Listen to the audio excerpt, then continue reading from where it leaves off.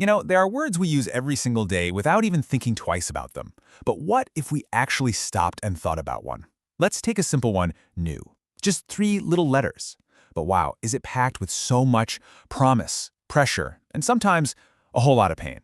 So today, let's take a bit of a satirical journey into what that little word really means for us in 2026. Just picture it for a second. Fireworks are lighting up the sky, there's celebration all around, and a little kid hears the word new for the very first time. It's pure magic, right? That feeling of excitement.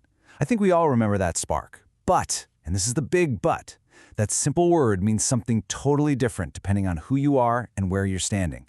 It just doesn't land the same for everyone. So yeah, when it's first born, new is all about hope. It's a fresh start, a clean slate.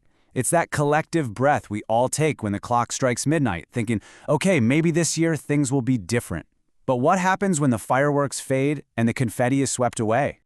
Well, this is where it starts to get complicated. That bright, shiny promise of new slams right into the messy wall of our actual lives. And what you get is this massive, sometimes completely absurd, gap between survival and illusion. So let's dive in and see what that really looks like on the ground. So for a child in a slum, new isn't some fancy luxury item. No, it's a lifeline. It's something as basic as a hand-me-down sandal that actually fits your foot, or the first clean blank page in a notebook, or just hearing your mom whisper, "This year is going to be better." And at that very same moment, in a totally different world, a slick ad is screaming, "New collection dropping soon." The distance between those two realities, it's just incredible.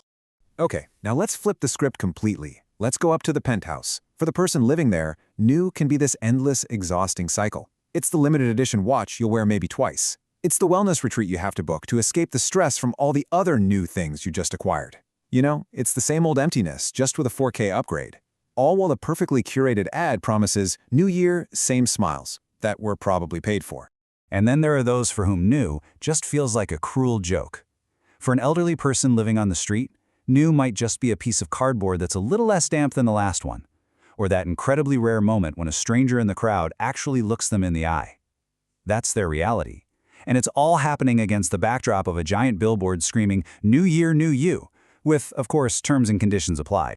For a refugee, new is often a word for fear, for everything you've lost.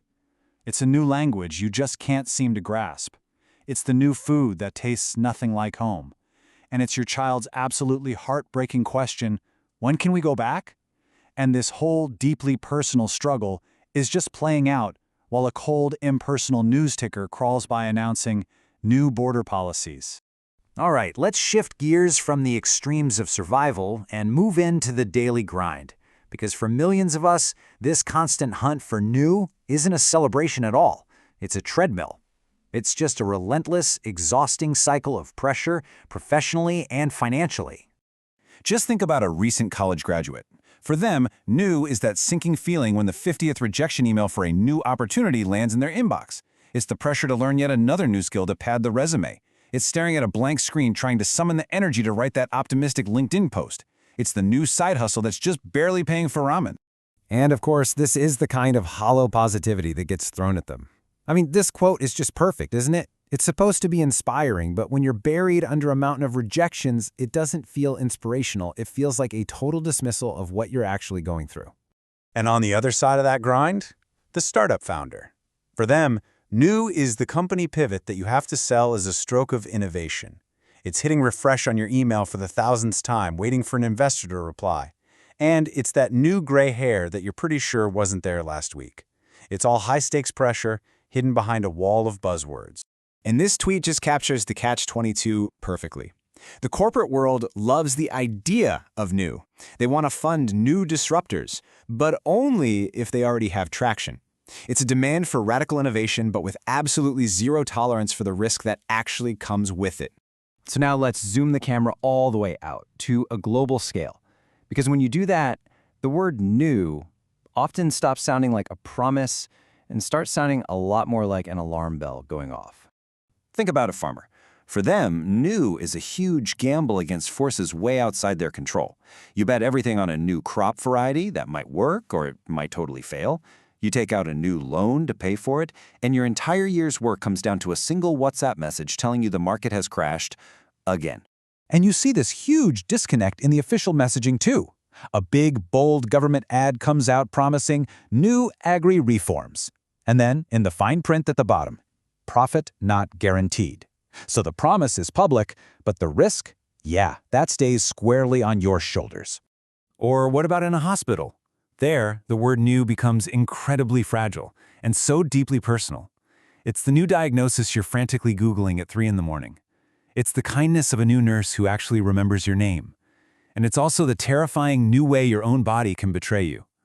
And the market's response to that vulnerability? An ad that is both brilliant and absolutely chilling. A new drug. And the potential side effects? They may include hope.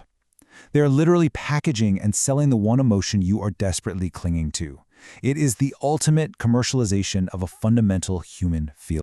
But sometimes new isn't a feeling or a product at all. Sometimes it's just a cold, hard, unavoidable fact. Look at this chart. Year after year, the bar just keeps getting higher. In 2026, new becomes a warning, a new record high that no one ever wanted to see. Can you imagine being the scientist who has to create that chart? For them, the word new must carry an immense weight. It's not just data, it's a new report that they fear no one will read. And it's the profound responsibility of having a child look up at you and ask, will we fix it? How do you even begin to answer that? So, after all of this, what are we left with? We're left with a word that just seems broken. It's like a shattered mirror. Every single piece you pick up reflects a completely different reality, a totally different world. And I guess that's the point. Ultimately, the word new is neutral. It's a blank slate. Its meaning gets forged in the fires of our lives, our circumstances, our privileges, and our struggles. New is either a tool that we use, or it's a force that shapes us. And that really brings the question right back to us, doesn't it? As we move through this year, we're all going to be faced with our own versions of new. The exciting, the mundane, and maybe the terrifying. So what meaning will you give it? What kind of new will you choose to create, not just for yourself, but for the people around you? It's definitely something to think about. And hey, if you want to continue the conversation, we would love to hear what new means to you. Share your thoughts with the hashtag #SameWordDifferentWorlds. We're listening.